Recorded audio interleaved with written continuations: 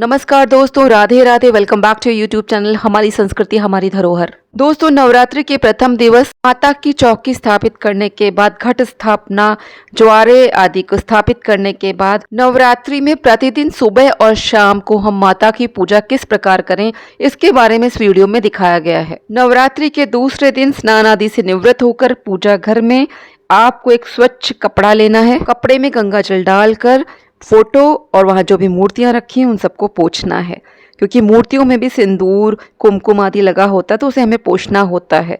और गंगा जल से जब हम पोंछते हैं तो एक तरह से वो स्नान हो जाता है मूर्तियों का। मैं यहाँ पर ज्वारों को बांस की डलिया से ढक देती हूँ पूजा के बाद। तो उसके ऊपर जो पुष्प हैं या जो भी पुष्प सूख गए उन सब पुष्पों को हम यहाँ पर हटा रहे हैं। नवरात्रि के पहले दिन चढ़ाए गए पुष्पों को और हवन की राख को, जो हमने माता को धूनी दिखाई थी, पॉलिथीन में रख देते हैं। इसके बाद हम यहाँ पर 4 बार सबको जल अर्पित करते हैं, पुष्प चढ़ाते हैं। यहाँ देखिए हम सबको पुष्प चढ़ा रहे हैं, कुमकुम लगाएंगे, हल्दी लगाएंगे, रोली लगाएंगे, सिंदूर चढ़ाएंगे। श्रृंगार सामग्री को हम नहीं हटाते हैं, ये पूरे 9 दिन तक वहीं पे रखी रहती है। हम दक्षिणा को भी नहीं हटाते हैं, वो भी पूरे 9 दिन तक वहीं पे रखे रहते हैं। मैं यहाँ पर सभी को जो वस्त्र रूपी कलावा चढ़ाती हूँ उसको भी नहीं हटाती हूँ। आप यदि हटाकर दूसरा चढ़ाना चाहते हैं कलावा तो आप चढ़ा सकते हैं। जनेऊ भी मैं यहाँ पर 9 दिन तक चढ़े रहने देती हूँ। जनेऊ भी मैं रोज नहीं बदलती हूँ। हमने यहाँ सभी को जल चढ़ा दिया, पुष्प चढ़ा दिया। अब हम दूर्वा भी चढ़ा रहे हैं, गणपति जी को शमी पत्र चढ़ा रहे हैं, बेलपत्र माता को चढ़ा रहे हैं। अब हमने फल चढ़ाया, यहाँ पर भोग चढ़ा दिया हमने। यहाँ पर आज नवरात्रि का तीसरा दिन है। चंद्रघंटा देवी की आज पूजा की जाती है, तो इनको भोग में हमने यहाँ पर मालपुआ चढ़ाया हुआ है। माता को दिन के हिसाब से बदल बदल के हम भोग चढ़ा देते हैं। और नहीं तो आप खाली बताशा भी चढ़ा सकते हैं, मिश्री चढ़ा सकते हैं, कोई खोए की मिठाई चढ़ा सकते हैं, कोई फल भी चढ़ा सकते हैं। अब हम यहाँ पर केले चढ़ा रहे हैं। अंत में माता को एक पान अवश्य चढ़ाइए। पान के ऊपर लौंग, इलायची, सुपारी, अगर मिश्री रखना चाहते तो मिश्री रख दीजिए, बताशा रखना चाहते तो बताशा रख के चढ़ा दीजिए। जल का भोग भी रख दीजिए। फिर इसके बाद धूप दिखा दीजिए यहाँ पर सबको। अब हम यहाँ पर माता को धूनी दिखा रहे हैं। माता को हवन के द्वारा भोग चढ़ाया जाता है। आप पान दिन में 1 बार भी चढ़ा सकते हैं। अगर आप दोनों टाइम पान चढ़ाना चाहते हैं तो दोनों टाइम आप चढ़ा सकते हैं। आप इस बात का ध्यान रखें कि माता को नवरात्रि में पान अवश्य ही चढ़ाया जाना चाहिए। यहाँ देखिए हम पहले घी से आहुति दे रहे हैं, इसके बाद हमने सांकल्य डाला है। अवन सामग्री को सांकल्य कहते हैं। फिर घी में डुबोकर हमने बताशा चढ़ाया है, 2 लौंगों को घी में डुबोकर चढ़ाया है, थोड़ा मालपुआ तोड़कर उसको घी में डुबोकर चढ़ा दिया है। अब हम पान में मिश्री, किशमिश, लौंग, इलायची रखकर घी में डुबोकर उसको भी हम हवन कुंड में अर्पित करते हैं। इस तरह से माता को भोग लगा दिया जाता है। आप यदि कुछ भी ना चढ़ाएं तो आप 2 लौंग अवश्य घी में डुबोकर माता को इस तरह से हवन में डालिए। 2 बताशे घी में डुबोकर चढ़ा दीजिए। इतना कर देने से भी माता प्रसन्न हो जाती हैं। अंत में हवन कुंड के चारों तरफ जल छिड़क कर अग्नि को शांत कर दीजिए। अब हम यहाँ पर माता की आरती करेंगे।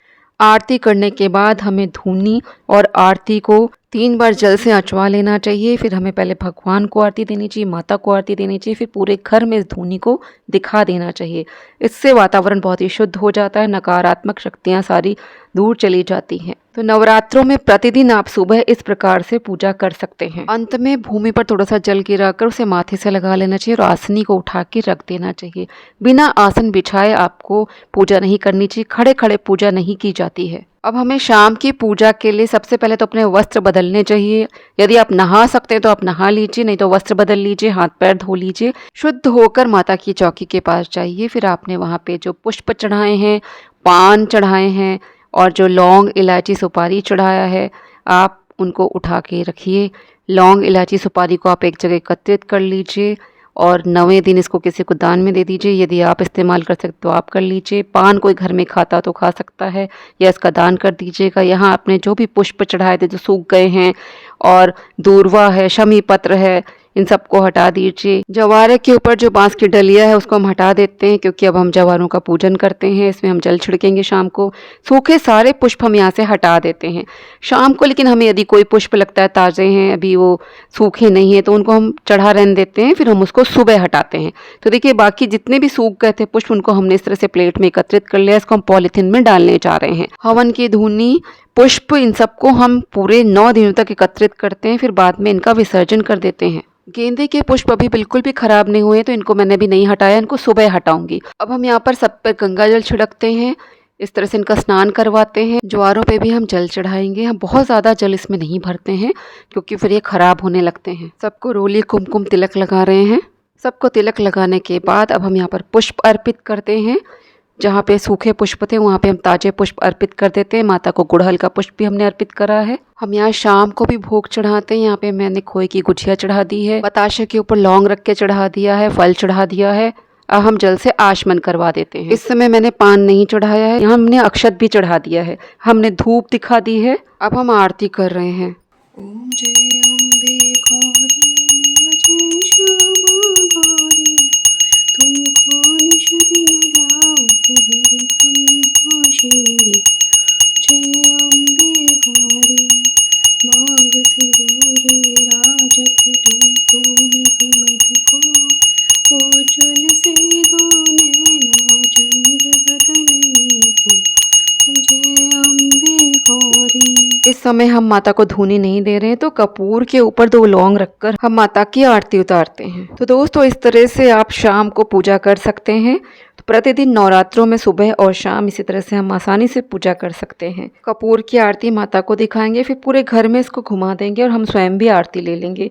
पूजा में हुई गलतियों के लिए क्षमा याचना कर लेंगे। आप यहाँ पर बैठकर माता के भजन कर सकते हैं।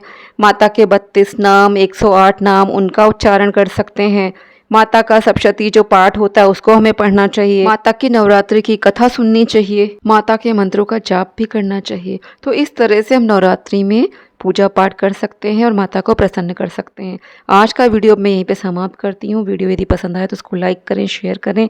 मिलती हूँ अपने किसी अन्य वीडियो के साथ। तब तक आप अपना ख्याल रखिए। जय श्री कृष्णा, जय श्री राधे।